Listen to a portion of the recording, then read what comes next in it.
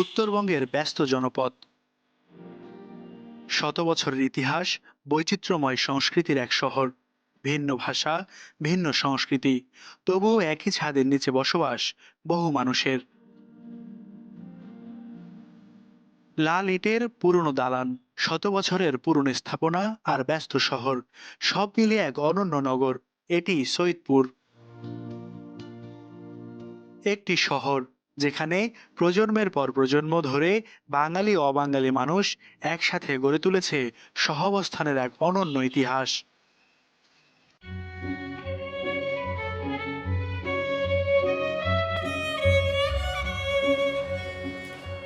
এই কারখানা ঘিরে আগমন হয়েছে অবিভক্ত ভারতবর্ষের বিভিন্ন অঞ্চল থেকে উর্দু ও হিন্দি ভাষাভাষী মানুষের। এরপর দেশভাগ, মুক্তিযুদ্ধ এবং স্বাধীন বাংলাদেশের ৫৫ বছর, সৈয়দপুরের মাটিতেই ঠিকানা গেড়েছেন অবাঙালিদের কয়েক প্রজন্ম। তারা বাঙালিদের সাথে গড়ে তুলেছেন ভ্রাতৃত্বের এক অনন্য উদাহরণ। বলা হয়ে থাকে 1870 সালে রেলওয়ে কারখানা প্রতিষ্ঠার মাধ্যমে এই শহরের জন্ম, কিন্তু ইতিহাস ঘাটলে দেখা যায় তারও প্রায় 200 বছর পূর্বে বণিকেরা এই শহরে আসতো বাণিজ্য করার জন্য। এরপরে ধর্মপ্রচারের উদ্দেশ্যে এসেছিল সৈয়দ বংশের কিছু মানুষ। এরপরে এই এলাকা পরিচিতি পায় সৈয়দপুর নামে, পরবর্তীতে যা পরিচিত হয় সৈয়দপুর।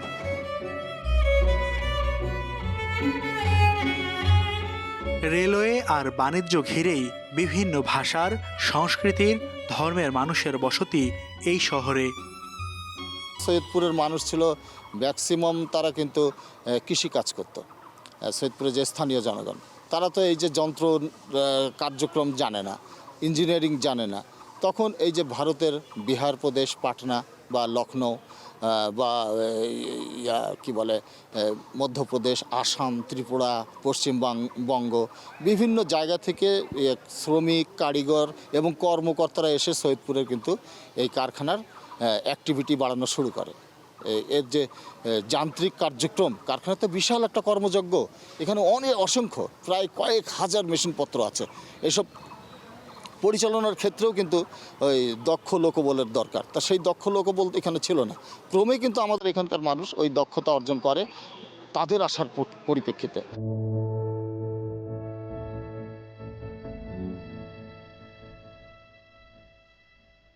সৈয়দপুরের পথে প্রান্তরে চোখ মেললেই দেখা যায় ব্রিটিশ আমলে নির্মিত লাল দালান, কারুকার্য খচিত পুরনো ভবন, রয়েছে ১৫০ বছরের পুরাতন শিক্ষা প্রতিষ্ঠান এবং বৈচিত্র্যময় নানা জিনিস। এসবের মধ্যেই সবচেয়ে বড় সৌন্দর্য ভাষার বাহারি ব্যবহার। वो दिन भी आ गया है, हाल मार का है, गप सरकार का पहचान।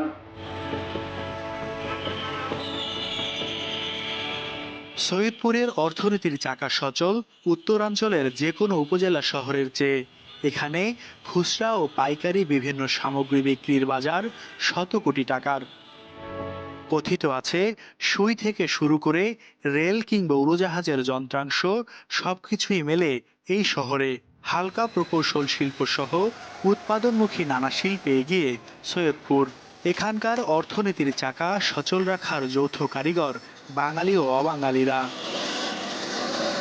আমরা এখানে ৩-৪০০ জন মিলে কাম করি, বাঙালি ও বাঙালি সবাই মিলে। আমাদের মধ্যে কোনো ভেদাভেদ নাই। অন্য কারো অনুষ্ঠানেও আমরা সবাই মিলেমিশে অনুষ্ঠান উপভোগ করি এবং সবাই মিলে বন্ধুত্বের মতো কাজ করি। তাদের বাড়ি ঘরে সবাইয়ের সাথে সবাই মিলন আছে, সবাই মিলেমিশেই আমরা কাজ করি। বরঞ্চ কোনো কাজে যদি সহযোগিতা চায়, সহযোগিতাও আমরা করি। যে কোনো একজন বিপদে পড়লো, সেখানেও আমরা বাঙালি বিহারি সবাই মিলেই সহযোগিতা করি। আমাদের মালিকও এই নিয়ে সবসময় চিন্তা ভাবনা করে যে আমরা কর্ম বাড়াই, লোকজন আসুক, কাজ করুক, সে বাঁচুক। এই বিষয়ে সবাইয়ের জন্য মালিক ফেরত দেয় না। বিহারি আসুক, বাঙালি আসুক, গেটে সবাইয়ের অনুমতি নেওয়া আছে, লোক নাও কাজে লাগাও। বর্তমানে যে কারখানাটিতে রয়েছে এটি সৈয়দপুর পৌর শহরের টার্মিনাল এলাকার রয়্যাল এক্স মেটাল লিমিটেড। এই কারখানায় rice cooker, curry cooker, juicer সহ গৃহস্থলীর নানা তৈজসপত্র তৈরি করা হয়। এই কারখানাটির মতো প্রায় ৫ শতাধিক কারখানা রয়েছে সৈয়দপুর এলাকায়। এখানকার হালকা শিল্প, গার্মেন্টস শিল্প এবং উৎপাদনমুখী নানা শিল্প কলকারখানার মূল শক্তি হচ্ছে এখানকার বাঙালি এবং অবাঙালি শ্রমিক এবং ব্যবসায়িক মালিকরা। এখানকার এই শ্রমিকদের দক্ষ কর্মযোগ্যের মধ্যে গড়ে উঠছে তাদের ভ্রাতৃত্ব এবং সমৃদ্ধির অনন্য এক বন্ধন। শুধু কর্মক্ষেত্র নয়, বাঙালি অবাঙালি ও নানা ধর্মের মানুষের মেলবন্ধনে বৃদ্ধি পেয়েছে সামাজিক সম্পর্ক। কাজের ক্ষেত্রে ধর্ম ও ভাষার ভেদাভেদ নয়, দক্ষতাকে গুরুত্ব দেন এখানকার ব্যবসায়ীরা। বন্ধুত্ব, পারস্পরিক সম্মান আর বিশ্বাস এই শহরের সবচেয়ে বড় শক্তি বলে মনে করেন ব্যবসায়ীরা। সৈয়দপুরে আর যে এত বড় ইন্ডাস্ট্রি এতগুলো গড়ে উঠছে, এখানে শিল্প কারখানা গড়ে উঠতেছে, আপনি রংপুর বিভাগের ভিতর বলতে পারেন যে এখানে কিন্তু অনেক রকম ইন্ডাস্ট্রি আছে যা আমাদের দেশের জন্য রাজস্ব আদায় অনেক বড় অবদান রাখতেছে। এখন সবাই মিলেমিশে আমরা সৈয়দপুরবাসী সবাই সৈয়দপুরকে উন্নতি করার জন্য, দেশে অবদান রাখার জন্য সবাই কাজ করে যাচ্ছে একসাথে।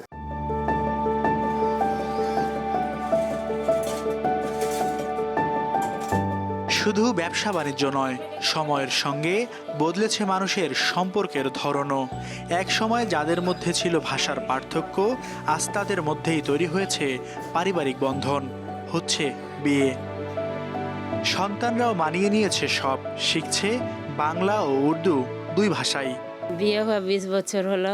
আমি বাঙালি, বিহারিদের সঙ্গে বসবাস করি। অনেকেরা আদর মান দেয়, ভালোই থাকি। নতুন অবস্থায় একটু অন্যরকম লাগছিল, এখন কোনো রকম লাগে না, নিজের পরিবারের মতন লাগে। বাচ্চারাও ভালোই বাংলা কথা বলে, উর্দু কথা বলে, সবার সঙ্গে মিলেমিশে থাকে, একই পরিবারে থাকি, ভালোই লাগে। প্রথম আমার শাশুড়ি যে আছে উনি বলতেছিল যে তুমি থাকো, তোমাকে আমি শিখাবো, বিহারি উর্দু ভাষা শিখাবো। আমি বললাম আচ্ছা ঠিক আছে। প্রথমে পারতাম না, উল্টা পুল্টা হয়ে যাচ্ছিল।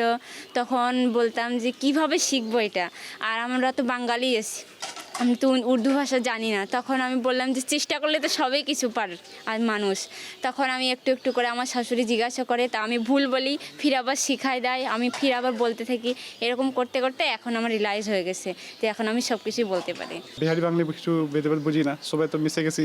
এখন আমাদের ছেলেমেয়েরা স্কুলে পড়ে, আমার বিয়ে শাদী বাঙালি বিহারির মধ্যে সবই চলতেছে। আর ইনশাআল্লাহ এখন বোঝা যাচ্ছে না, আসলে আমরা সুখের মধ্যে আছি। আমার মেয়ের জামাই আমার বাঙালি, আমার মেয়ে বিহারি। এখন আমার মেয়ে এখন 3 ছেলের মা। যদি হাত কাটবো, রক্তটা কি বিহারির বাড়াবে কি বাঙালির বাড়াবে না? একই রক্ত, খালি ভাষাটা একটু তফর। আপনি যেই কোরআন পড়েছেন আমিও সেই কোরআন পড়েছি, যে নামাজ আপনি পড়েন সেই নামাজ আমিও পড়ি।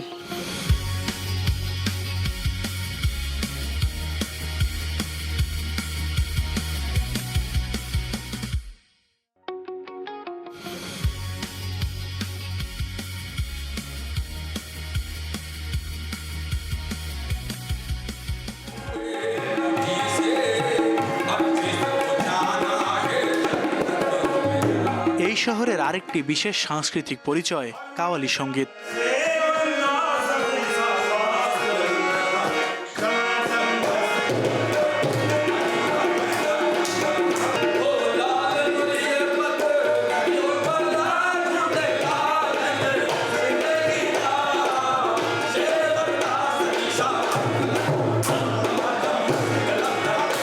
উর্দু ও হিন্দুস্তানি সুরের এই ধারা দীর্ঘদিন ধরে জনপ্রিয় সৈয়দপুরে। ধীরে ধীরে এই কাওয়ালি শুধু একটি সম্প্রদায়ের মধ্যে সীমাবদ্ধ থাকেনি, বরং হয়ে উঠেছে এই শহরের সম্মিলিত সাংস্কৃতিক ঐতিহ্যের অংশ। শুধু কাওয়ালি নয়, বিহার থেকে আসা অবাঙালিরা একসময় মেতে থাকতেন মুশাহেরা ও কালামের আয়োজনেও। যদিও সেই জৌলস এখন কম, তবে বিয়েবাড়ি সহ নানান সামাজিক অনুষ্ঠানে এসবের আয়োজন ছাড়া চলেই না।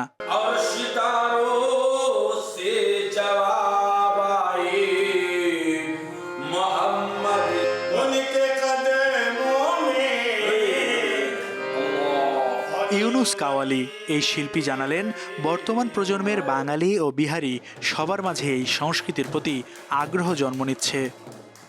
বাংলা, উর্দু, হিন্দি এগুলো যা আছে গান বাজনা সংস্কৃতির মধ্যে, এটা কোনো ভেদাভেদ রাখে না। আগে উর্দু ভাষায় হিন্দি ভাষা হইতো, এখন আল্লাহর রহমতে অশেষ দয়া মালিকের বাংলাদেশেও বাংলা ভাষাতেই কাওয়ালি আমরা নিজেই গাচ্ছি। ঢাকায় গিয়েছি, চট্টগ্রামে গিয়েছি, খুলনা, রাজশাহী, সব জায়গায় ঘুরে ঘুরে গাচ্ছি।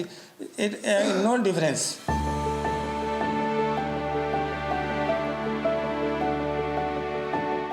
মুক্তিযুদ্ধের আগে সৈয়দপুরে অবাঙালি সংস্কৃতির আধিক্য ছিল, পরে ধীরে ধীরে বদলেছে সেই চিত্র।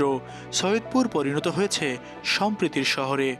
বাঙালি এবং বিহারি দুইজনই সহ অবস্থান করছে এবং সংস্কৃতির দিক থেকে কোনো বাধা নেই। তারা তাদেরটা করছে, আমরা আমাদেরটা করছি। মোশায়েরা শুনতে বাঙালিরাও যায়। আমরা যে অনুষ্ঠানগুলো করি, আমরা যে নাটকগুলো করি, সেখানেও কিন্তু একটি বড় অংশ যারা আমি বলেছি যে নতুন প্রজন্ম যারা, তারা কিন্তু সবাই বাংলায় লেখাপড়া করে এবং বলা যায় যে সৈয়দপুর শহরে উচ্চশিক্ষিত যারা এবং ভালো ছাত্র যারা, তারাই কিন্তু অবাঙালির একটি বড় অংশ। তো যার ফলে আর কিন্তু এই দ্বন্দ্ব বা দ্বিধা কিন্তু আর নেই। এখন বাঙালি বিহারি বলা যায় যে দুইজনের সংমিশ্রণে সৈয়দপুর একটি খুব সুন্দর স্বাভাবিক একটি অবস্থানে বিরাজ করছে এখানকার সংস্কৃতি।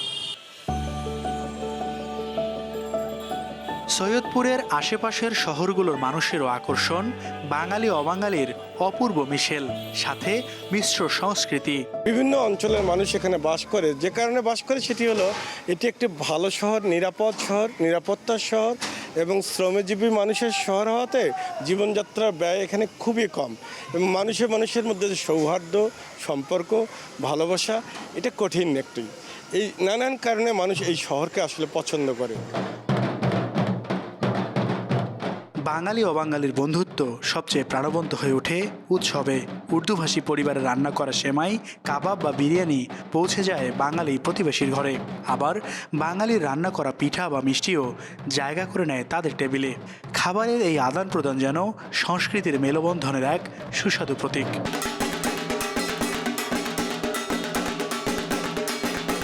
অন্যদিকে দুর্গাপূজা বা পয়লা বৈশাখ এলেও একই চিত্র। পূজা মণ্ডপে অবাঙালি তরুণদের ভিড়। পয়লা বৈশাখের মঙ্গল শোভাযাত্রা, বৈশাখী মেলা বা সাংস্কৃতিক আয়োজনে বাঙালি অবাঙালির একসঙ্গে অংশ নেয়, গেয়ে ওঠে নতুন দিনের গান। বিহারি অধ্যুষিত এই জনপদে প্রতি বছরই থাকে জমকালো আয়োজন। নির্মাণ করা হয় বড় বড় তোরণ, সাথে শহর জুড়ে বর্ণিল আলোকসজ্জা। তাজিয়া মিছিল ফুটিয়ে তোলা হয় কারবালার শোকাবহ ঘটনাসমূহ।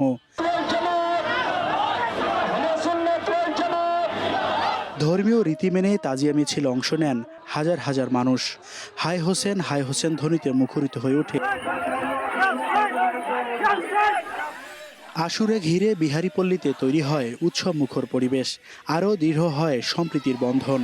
স্থানীয়রা মনে করেন এই শহরে উৎসব মানে কেবল ধর্মীয় আচার নয়, বরং এটি একে অপরের সংস্কৃতিকে জানার, বোঝার এবং ভালোবাসার উপলক্ষ।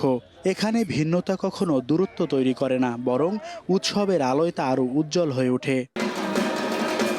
এই শহরে উৎসব মানে কেবল ধর্মীয় আচার নয়, বরং এটি একে অপরের সংস্কৃতিকে জানার, বোঝার ও ভালোবাসার উপলক্ষ। এখানে ভিন্নতা কখনো দূরত্ব তৈরি করে না, বরং উৎসবের আলোয় তা আরও উজ্জ্বল হয়ে ওঠে।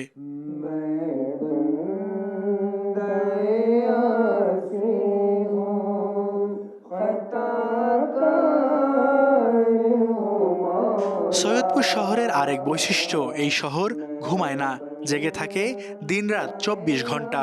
খোলা থাকে ব্যবসা প্রতিষ্ঠান, রাতভর চলে বেচা কেনা।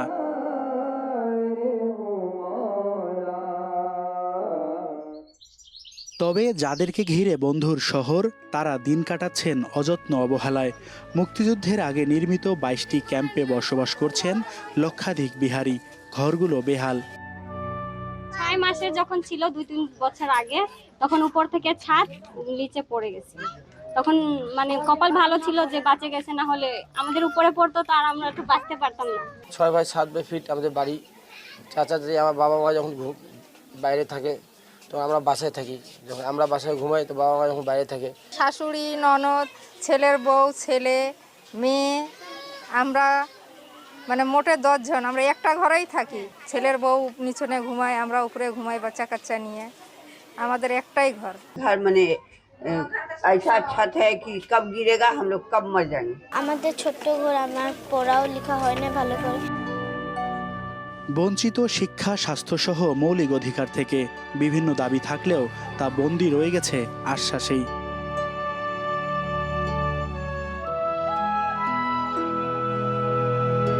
আমার জন্ম 71 সালে 23শে জুন। আমি তো এখানকার আলো বাতাসে বড় হয়েছি। এখন আমি আর নাতি নাতনি আছে, তারা সবাই বাংলায় লেখাপড়া করে এখানে বসবাস করতেছে। তো আমাদের ওই দাবির সাথে আমাদের ভাষা সাহিত্য সংস্কৃতির চর্চারও একটা বিষয় আছে, সেই অধিকারটাও আমরা চেয়েছি যে যেখানে উর্দুভাষী অধ্যুষিত এলাকা সেসব প্রাইমারি স্কুলে যেন উর্দু ক্লাস চালু করা হয়। এখানকার দৃষ্টিনন্দন চিনি মসজিদে স্থাপিত হয় 1863 সালে। এছাড়াও সৈয়দপুরে রয়েছে দুটি গির্জা, খ্রিস্টানদের সমাধিস্থল আর পুরনো মন্দির। নানান ধর্মের মানুষের সহাবস্থানে রয়েছে এই শহরে। রেলওয়ে কারখানাকে কেন্দ্র করে শুরু হওয়া এই শহর ধীরে ধীরে হয়ে উঠেছে একটি গুরুত্বপূর্ণ বাণিজ্যিক কেন্দ্র। ব্যবসা প্রতিষ্ঠান, হালকা শিল্প, শিক্ষা প্রতিষ্ঠান ও যোগাযোগ ব্যবস্থার কারণে সৈয়দপুর এখন উত্তরাঞ্চলের একটি গুরুত্বপূর্ণ অর্থনৈতিক কেন্দ্র। এখানেই রয়েছে সৈয়দপুর বিমানবন্দর, যা উত্তরবঙ্গের আকাশপথের অন্যতম প্রধান প্রবেশদ্বার। সহাবস্থান, বন্ধুত্ব আর পারস্পরিক সম্পর্কের গল্পে আজও উজ্জ্বল বন্ধুত্বের শহর সৈয়দপুর।